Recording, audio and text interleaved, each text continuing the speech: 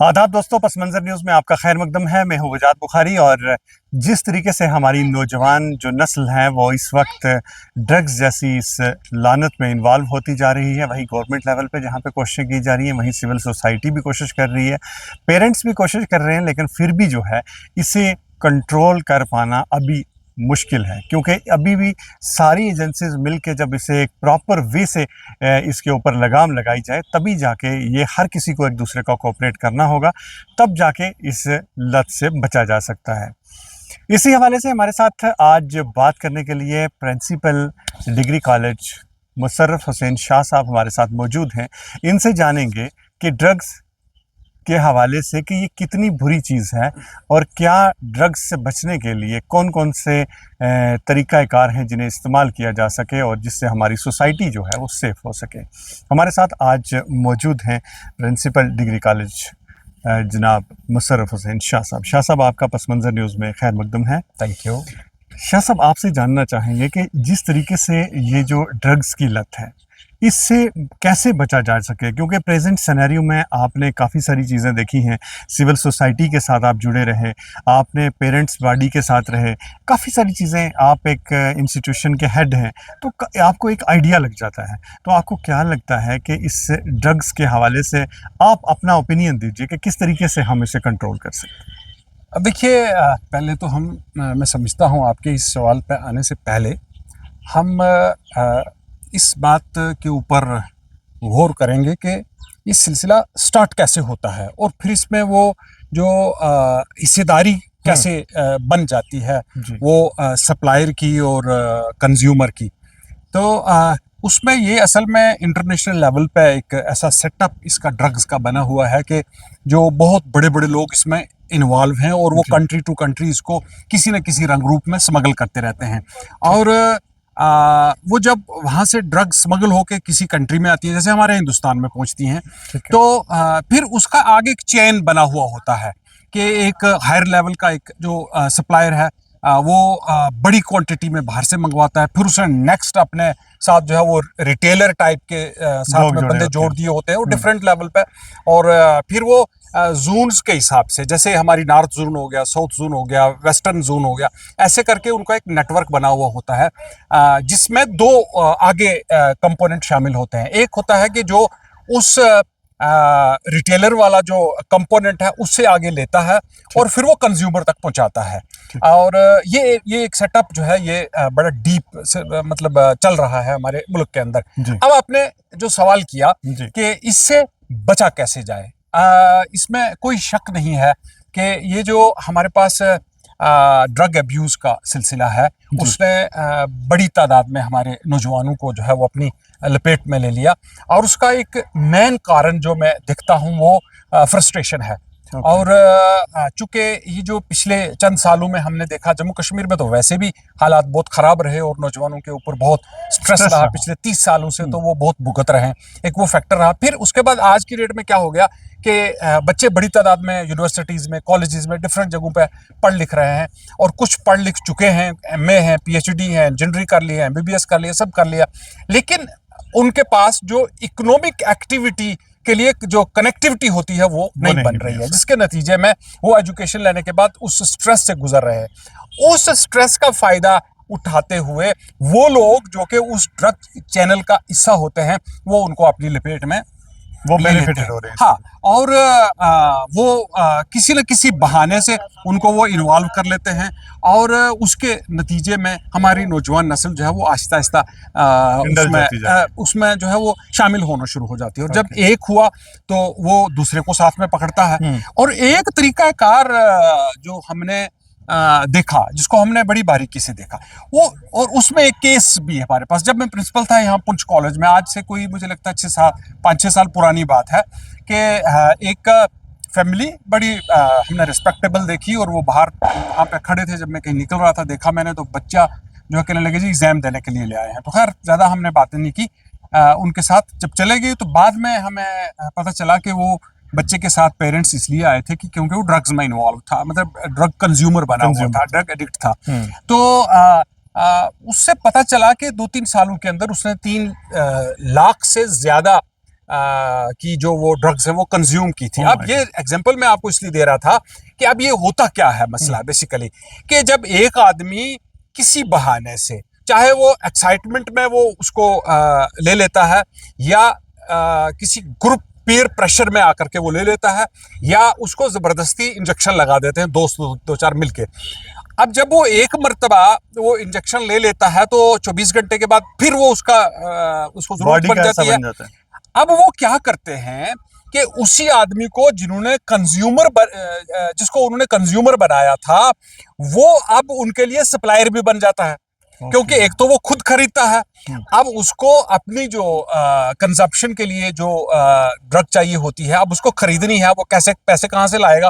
वो उसको कहते हैं कि तुम ये 4 या 3 डोजेस जो है ये बेचो, और उसमें से 1 डोज के पैसे तुम्हें जो है वो मिल जाएंगे। ओह माय गॉड, तो पूरा अब एक नेटवर्क ऐसे ये ही एक बन जाता है। नेटवर्क इस तरह से क्रिएट करते हैं, और फिर जब वो नौजवान उनके ट्रैप में आ जाता है तो वो उस ट्रैप से फिर उसको निकलने नहीं देते हैं। तो हमने देखा कि आज के वक्त में जब अगर आप देखेंगे, अब मुझे लगता है आप और भी सवाल पूछना चाहेंगे। हाँ सर, तो मैं आपसे एक चीज़ ये जानना चाहता था कि इस वक्त जिस तरीके से आप एक इंस्टीट्यूशन के हेड हैं, आपके यहाँ बहुत सारे बच्चे होते हैं और आप कोशिश ये भी करते हैं कि जिस तरीके से गवर्नमेंट लेवल पे भी कोशिशें की जाती हैं, कई बार डिप्टी कमिश्नर्स जो है स्पेशली इसकी जो है वो मीटिंग्स लेते हैं, और जो हायर अथॉरिटीज़ होती हैं वो ये चाहती हैं कि इस चीज़ को जो है वो ख़त्म किया जा सके। तो इस वक्त किस तरीके की कोशिशें जो है वो हो रही है इस लेवल पे? देखिए, एक मैं आपको दिलचस्प बात बताऊं कि आज ही हमारे डिप्टी कमिश्नर साहब ने मीटिंग रखी थी अपने ऑफिस में, अच्छा। और उसमें कॉलेज प्रिंसिपल्स को भी उन्होंने बुलाया था। ये मंथली मीटिंग होती है, एनकॉर्ड की मीटिंग। ओके। तो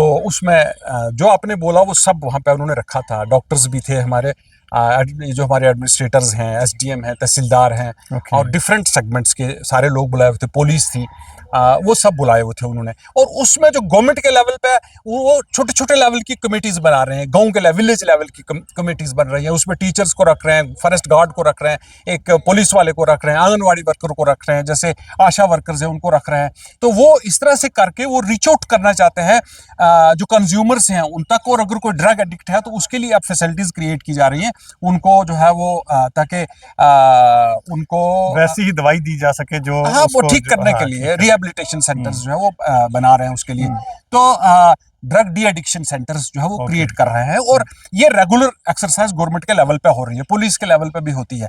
अब एक चीज मैं चाहता हूं मैं आपको और बताऊं कि अगर आप आज की डेट में पूछें कि साहब हमारी जो जम्मू कश्मीर यूटी है उसमें कितने ड्रग एडिक्ट हैं, तो आज की डेट में 14.09 लाख जो है वो इन्वॉल्व हैं हमारे लोग ड्रग्स में, और वो उसमें कोकीन भी है, उसमें गांजा, चरस, उसमें अल्कोहल वगैरह भी आता है। तो ये कुल मिलाकर के 10-11 लाख तो खाली ये जो हमारे पास हीरोइन लेने वाले लोग हैं तो वो हैं। अब ये 14.09 लाख पॉपुलेशन आउट ऑफ 1.4, जैसे हमारे पास 1.5 करोड़ से कम की पॉपुलेशन है, और उसमें अगर 14 लाख लोग आपके पास इन्वॉल्व हैं, तो आप अंदाजा लगा सकते हैं कि ये कितनी बड़ी तादाद है। तो आपका बीच में इंटरप्शन होगी, लेकिन मैं ये चाहता हूँ कि एक चीज़ आप इसको आप किस नज़र से देखते हैं। जैसे इससे पहले गवर्नमेंट ने एक स्कीम बनाई थी पंचायत लेवल पे, उन्होंने कहा कि आप मीटिंग्स करिए और मीटिंग करके हमें बताइए जी कि पिन पॉइंट कीजिए फला फला शख्स जो है वेदर वो कोई भी नशा करता है, अगर कोई सिगरेट भी पीता है तो कम से कम एक कंफर्मेशन दीजिए। आप बिलीव करेंगे कि पंचायत लेवल पे भी इतना प्रेशर हुआ कि लोग उसमें कहते हैं यार किसको पिन पॉइंट करें, ये तो हमारे गाँव का फला बंदा है फला।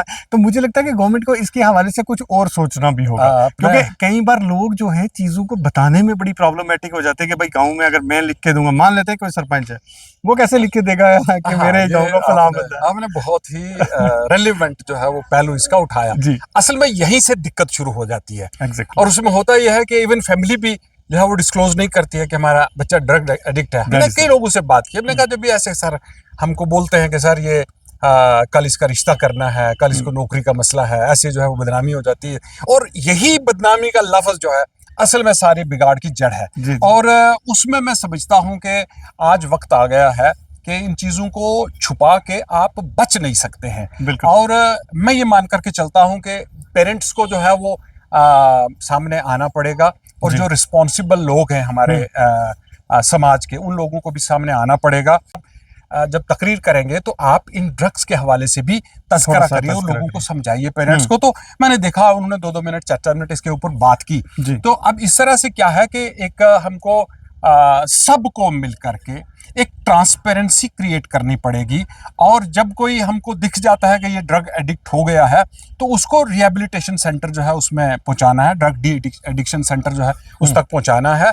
और इसमें घबराना नहीं है कि हम जो है जब बताएंगे तो ये इशू बनेगा। ये सोशल प्रेशर्स होते हैं सर, जी। इसके लिए वाया मीडिया डेफिनेटली हमको निकालना सर पड़ेगा। इसमें काफ़ी सारी चीज़ें इन्वॉल्व हैं। जिस तरीके से मतलब आप ये हम एक मिथ बना के हमने एक चीज़ों को रख दिया है। हम चाहते हैं कि चीज़ें हमारे यहाँ अच्छा भी सारा कुछ होना चाहिए, लेकिन हम किसी को बताएं भी नहीं। हमें सारा कुछ बेहतर भी चाहिए, लेकिन हम उसमें अपनी जो एनर्जी है वो नहीं यूज़ करना चाहते। हमें सड़क चाहिए, लेकिन हम ये चाहते हैं कि सड़क मेरी ज़मीन से ना जाए, लेकिन सड़क तो चाहिए भाई। तो ये काफ़ी सारे ऐसे आप चूंकि ग्राउंड के साथ जुड़े हुए हैं, आप खुद रहे हैं सिस्टम के अंदर। हाँ। और उसमें ये आपने जो ग्राउंड की रियलिटी है वो आपने बताई है। असल में यहीं से हम मार खा रहे हैं। और विकसित भारत का जो सपना देखा जा रहा है 2047, उसके लिए हमारी कैरेक्टर फॉर्मेशन नहीं हो रही है। Exactly. We dream to be the citizens of a superpower, but we don't develop our character accordingly.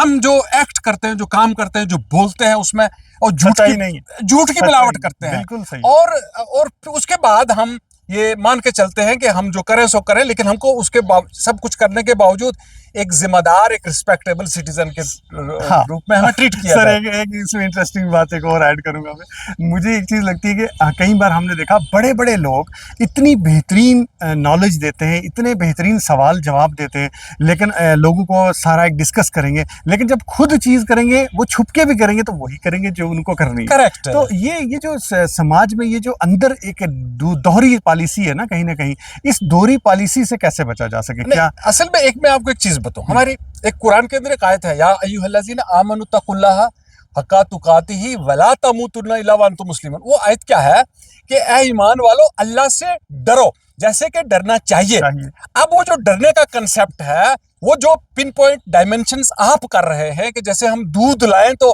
जब पानी मिला रहे हो तो इस आयत का याद हो कि यार हमको पूछने वाला है ऊपर। और जब दुकानदारी के सेटअप में हम कुछ भी फ्रॉड करना चाहें तो उस वक्त हमें पता हो ऊपर देखने वाला है, एंड विल बी अकाउंटेबल। तो अब ये जो इंसान की, जो हमारे हिंदुस्तानियों की खासकर जो कैरेक्टर फॉर्मेशन है ना, वो बहुत पुअर है। As citizen they are not responsible. अब बाहर के कंट्रीज की हम बात करते हैं और उनके अंदर हजारों खराबियां ढूंढ के हम बयान करते हैं स्टेजों से कि साहब वो ये हो गया। और आप अगर उनको देखेंगे, उनके जो करेक्टर के मामलात हैं, character in terms of their dealing with each other, character in terms of their working in the offices, and character in terms of जब वो अपने कंट्री के बारे में सोचते हैं, इन terms of the patriotic approach towards their country, वो compromise नहीं करते हैं। मेडिसिन में आप देखिए हमारे यहाँ ये पता नहीं क्या क्या उसमें मिलावट करके लाते हैं, और बाहर अगर आप जाएंगे तो वो इस तरह की चीजें आपको नहीं मिलेंगी। इसी तरह से जो कंज्यूम होने वाली चीजें हैं, चाहे वो पोल्ट्री, ये जो आपके पास ये हम प्रोटीन रिलेटेड आपके पास जो मटेरियल आता है वो हो, या दूसरा लिक्विड फॉर्म में कुछ आता हो, वो उसमें कभी भी कंप्रोमाइज नहीं करते। इसमें मैं एक चीज और ऐड करूंगा। मुझे जहां तक ये लगता है कि एक ऐसी ताकत है जो आपको मैनेज करती है, जो आपको मॉनिटर करती है, और जो आपके साथ चलती है 24 घंटे। आप जो करते हैं समाज में वो आपके आगे आईने की तरह आता है, सही है ना? तो आपको ये जिस तरीके से आपने कहा कि ये जो हम कैरेक्टर, ये चीज़ें सारी हम बताते हैं बट करते हैं, आपको क्या लगता है कि इसका एक कैरेक्टर फॉर्मेशन कहाँ पे होनी चाहिए? या हमें मजहबी नॉलेज होनी चाहिए, या हमें जो लोकल लेवल पे या पेरेंट लेवल पे जो हमें शुरू से एक चीज़ बताई जा रही है, ये गलत है, ये सही है, ये गलत है, ये सही है?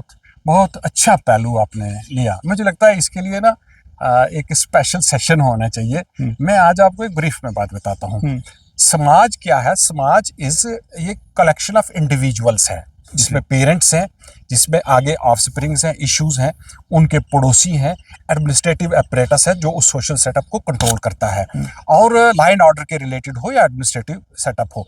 अब जो आपने कहा कि how to create a system where from every individual comes up as a responsible and accountable citizen. Exactly. वो मैं समझता हूँ हमारे घरों के अंदर, आपने कहा रिलीजियस एजुकेशन, वो रिलीजियस एजुकेशन होनी चाहिए ऑब्वियसली। वो आपके पास इस्लाम हो, हिंदुइज्म हो, सिखिज्म हो, क्रिश्चियनिटी हो, कोई भी रिलीजन हो, आप जब उसके पैरामीटर को अपने ऊपर अप्लाई करेंगे तो कोई भी रिलीजन आपको ये सब करने के लिए परमिट नहीं करता है कहीं पे भी। तो जब आप ये मान के चलेंगे कि on one side I am accountable to the people with whom I am living, and on the other side I am accountable to my creator Almighty Allah, and here whatever I am doing, and I will be either punished or rewarded for my activities। जब वो दिमाग में रहेगा कि कोई भी गलत चीज हम कर रहे हैं और हमको पनिशमेंट मिलनी है बिकॉज हम रिलीजियस पैरामीटर्स में बाउंड करके रखे गए हैं, तो मैं समझता हूं कि ये एक हेल्पफुल डेफिनेटली हो सकता है।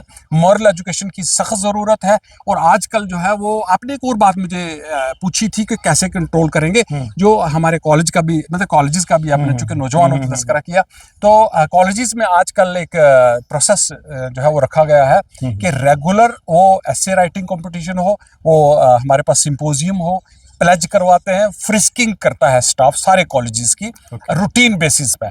और इस तरह से कोई अगर बंदा, अभी तो हमें नज़र नहीं आया, अगर कोई जब नज़र आ जाता है तो उसके लिए there is a proper procedure कि उसको आपने हैंडल डील कैसे करना है। लेकिन आप क्या समझते हैं कि गवर्नमेंट लेवल पे जो कोशिशें की जा रही हैं वो काफ़ी मतलब फुली रेलेवेंट हैं, या और उसमें बढ़ावे की जरूरत है? आप एक सेंसिटिविटी उसमें आई है, sensitivity in terms of the proactive role, वो मैं समझता हूं कि आज भी मीटिंग में मैंने देखा कि सभी जितने ऑफिसर्स थे वो सब के सब अपनी प्रोग्रेस जो है वो बता रहे थे, जिसमें ये लग रहा था कि they are alive to this problem, alive to this issue. It means वो गवर्नमेंट की policy, it's part of the government policy, youngsters को इस वबा से, जो ड्रग्स है, इनसे बचाया जाए और इनसे दूर रखा जाए, और उसमें रेगुलर जो है वो स्कूलों में काउंसलिंग सेशंस रखे गए हैं, टीचर्स को मॉनिटर करने के लिए रखा गया है, और हर डिपार्टमेंट एक दूसरे के साथ इस वक्त कोऑर्डिनेट कर रहा है, और उसमें सक्सेसेस भी मिलना शुरू हो गई हैं। एंड आई एम होपफुल कि आने वाला जो वक्त है उसमें जिस तरह से और जिस सिंसेरिटी से एक्टिविटीज़ हो रही हैं, ये बेटर रिजल्ट लाएगा। और पेरेंट्स से मैं डेफिनेटली जो है वो अपील करूँगा, रिलीजियस हेड्स जो हैं वो, उनसे मैं अपील करूँगा कि आप इसको रूटीन जो है उसका हिस्सा बनाइए, क्योंकि लोग, बच्चे घर में पेरेंट्स को रिस्पॉन्ड करेंगे, स्कूलों में टीचर्स को रिस्पॉन्ड करेंगे, और मजहबी जब इदारे हैं उनके जो हेड्स हैं उनको रिस्पॉन्ड करेंगे। तो वो आप जब रूटीन बनाएंगे इसकी, तो I am hopeful your message will reach out to everybody, और हमको ड्रग फ्री सोसाइटी जो है वो बनाने में इसमें बहुत मदद मिलेगी। तो सर, आपका बहुत बहुत शुक्रिया। आज मैं आपको बहुत ज़्यादा सवाल नहीं करना चाहता था, मैं ये चाहता था कि आपके अंदर जो मेरे सवालों के जवाब है, कम से कम अगर मैं एक सवाल भी करूँ तो आपके 10 जवाब जो है उसके डिफरेंट एंगल से जाने चाहिए। तो काफ़ी सारे, वैसे हम ज़रूर ऐसा एक सेशन भी रखेंगे। आपने जो हमें एक सजेशन दी है कि एक सोसाइटी को चेंज करने में मीडिया का एक बड़ा रोल है, हम लोगों का रोल है, और हम सब अगर मिल के एक ट्रैक लाइन पर काम करेंगे तो हमारी जितनी एजेंसीज हैं उन्हें मदद मिलती है, फिर मुझे लगता है कि काफ़ी चीज़ें जो है हम बेटर कर सकते हैं। आपका बहुत बहुत शुक्रिया कि आपने टाइम निकाला और हमारे साथ ये सारी चीज़ें डिस्कस की। हम फिर आपको एक दिन बुलाएंगे, और ऐसा हो सकता है कि ऐसा हम एक सेशन भी क्रिएट करेंगे कि जिसमें ये सारी चीज़ें हम बड़े पैमाने पर डिस्कस कर सकते हैं। बहुत बहुत शुक्रिया sir, thank you very much. Thank you so.